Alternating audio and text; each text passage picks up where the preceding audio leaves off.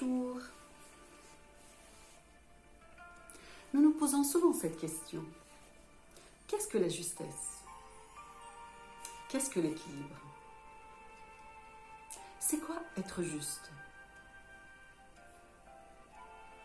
Lorsque nous parlons de justesse, nous faisons référence à une attitude entre deux possibilités.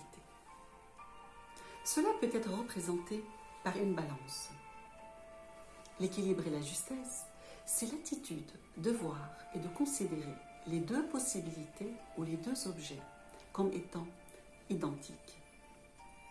La valeur de l'un étant égale à la valeur de l'autre.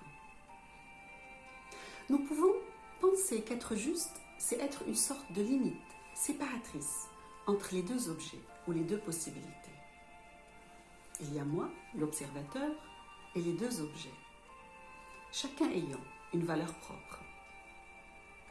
Or, la justesse, elle, est une limite réparatrice. Ce n'est pas une droite au milieu, séparant les deux objets, mais un cercle reliant et contenant en son sein les deux possibilités, les deux objets. L'observateur accueille les deux objets, les trois ayant une valeur égale et formant un tout. Et c'est cela ce que l'on nomme l'unification ou l'union. Pourquoi cette introduction? Parce que cette manière de voir la justesse s'applique surtout dans la vie. En premier, en nous-mêmes. En chacun d'entre nous, il y a un observateur qui est notre jeu réel, relié à ces deux facettes, nos pensées et nos émotions. Nous ne sommes pas nos pensées ni nos émotions, c'est vrai, mais elles font partie de nous. Nous sommes dans la justesse lorsqu'il y a unification, fluidité entre nos pensées, nos émotions et ce que nous sommes. Et ce sont nos émotions agréables qui sont les indicateurs de nos pensées ajustées à ce que nous sommes réellement. À l'extérieur de nous, c'est la même chose. La justesse dans nos relations, c'est observer que moi et l'autre, nous avons la même valeur. Nous sommes égaux. Ce sont nos croyances qui nous différencient. La justesse relationnelle, c'est être dans une attitude d'accueil de l'autre, tel qu'il est. Puisque les croyances séparatrices ne sont pas des valeurs, ce sont des illusions et des valeurs factices. Exemple, si la valeur intelligence est importante pour moi, je vais me voir intelligente contrairement à l'autre que je vais juger moins intelligent, voire idiot. Là, ma balance n'est plus du tout en équilibre. Je me vois supérieure à l'autre.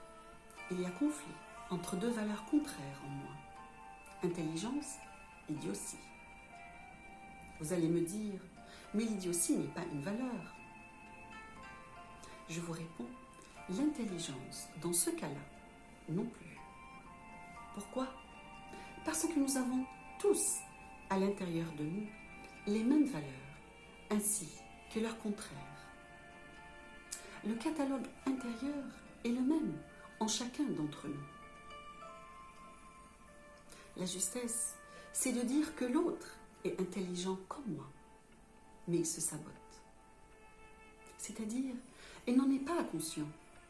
Il ne peut pas manifester son intelligence à cause d'une croyance.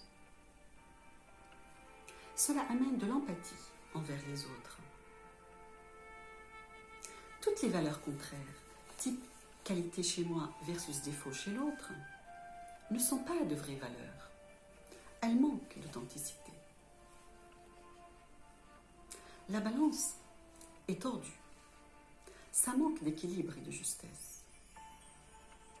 Les fausses valeurs relèvent de la justice. Il y a un coupable et une victime.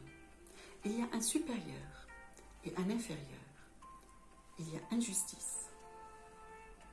La justesse, elle, n'a rien à voir avec la justice, puisque la justesse c'est l'équité, c'est l'équilibre. Prenons la fidélité. Je me considère fidèle, je suis fidèle. L'autre, lui, est un traître. En réalité, dans notre comportement, nous sommes tous les deux des traîtres. L'univers est vibratoire. Il ne fait pas dans la morale, ni dans les qualités figées. Est-ce que ça voudrait dire que l'autre n'est pas responsable de ses actes? Du tout. Il est évidemment responsable comme moi. Chacun est à 100% responsable. Ce n'est pas 50-50. Non, c'est 100%, chacun. Alors une question s'impose.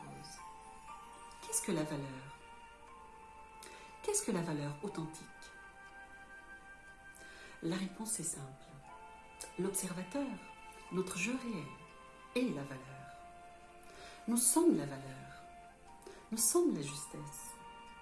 Nous sommes l'accueil des contraires. Les pensées et les émotions à l'intérieur, moi et l'autre à l'extérieur, qui, le cas échéant, ne sont plus contradictoires, ni source de conflit. La justesse, c'est la bienveillance, c'est notre compétence à partager nos qualités avec les autres qui en ont besoin.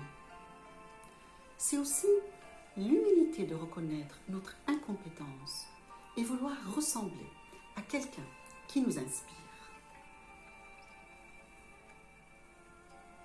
La justesse, ça passe par l'expérience, par les actes, et non pas par des slogans que nous postons fièrement sur Internet. Est-ce que c'est facile d'être dans la justesse? C'est le parcours de toute une vie. C'est notre but de vie à tous. C'est tout un processus que de pratiquer l'empathie. Ça présuppose l'autonomie, la sécurité intérieure, l'équilibre de notre balance intérieure en premier, l'intégration des valeurs contraires par l'amour juste, l'amour inclusif qui n'est autre que notre essence. Son reflet extérieur sera la contribution à un monde meilleur autour de nous. La bonne nouvelle, c'est que lorsque nos paroles et nos actes sont justes, l'univers nous récompense instantanément. Nous serons nourris par la joie qui appuie et valide notre engagement. Ainsi, nous ne quémanderons plus notre nourriture émotionnelle de l'extérieur. Elle sera bel et bien notre compagnon de route, conséquence de notre savoir-être, savoir-penser et savoir-faire, afin d'obtenir à l'extérieur de la quiétude dans nos relations pacifiées. Quiétude qui fait le lit du déploiement progressif des autres autour de nous. Ça les connecte à eux-mêmes, à leur jeu réel, à leur vraie valeur. La justesse, devant les difficultés ou les défis de la vie, nous rappelle une chose. Quelle est notre priorité dans la vie? Être dans le conflit ou être dans la réparation? Être dans le conflit nous ramène soit dans la culpabilité, qui est une colère implosive dirigée contre nous-mêmes, ou ça amène de la colère explosive dirigée contre les autres. La réparation, elle, nous ramène la joie qui viendra impacter les autres et élève leur niveau vibratoire. Ils seront plus aptes à répondre à nos demandes. Ainsi, obtenir satisfaction auprès de l'autre présuppose de notre part le savoir-être dans l'équilibre de notre balance émotionnelle intérieure en premier lieu. Par conséquent, l'acte juste, c'est toujours désintéressé du résultat, puisqu'il émane déjà de la joie. L'acte juste n'est pas motivé par un besoin qui présuppose un manque. Non, il reflète simplement un désir sincère de connecter l'autre à l'amour de lui-même. le connecter à sa véritable valeur. Un jour, un chercheur demanda à son compagnon de chemin: est-ce que Dieu est parfait? Son compagnon lui répond: est-ce que Dieu est une énergie? Le chercheur, perplexe, est resté silencieux. Son compagnon le regarde tendrement et lui dit: je vais peut-être te décevoir, mais Dieu n'est pas parfait, comme il n'est pas une énergie non plus. Dieu n'est ni énergie, ni matière. Dieu est les deux. C'est l'accueil des deux, l'accueil des contraires qui sont alignés et non pas contradictoires. Dieu, c'est l'énergie de vie dans la matière. C'est un processus de manifestation. C'est une évolution progressive de la conscience, passant par différents niveaux, tendant de plus en plus vers l'excellence. Par conséquent, Dieu n'est pas parfait. Il est la somme de tous ces états de conscience, des plus basses aux plus hautes.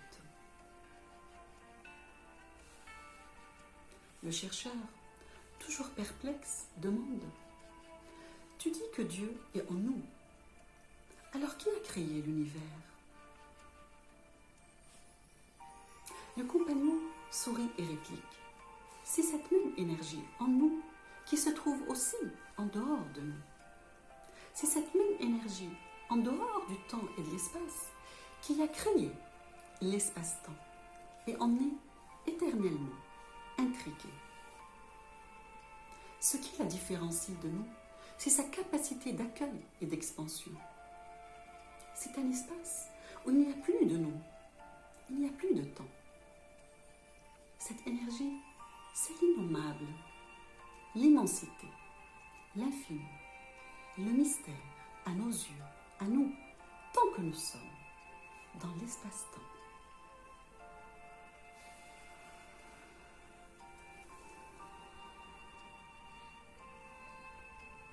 Voilà, je vous dis à une prochaine vidéo.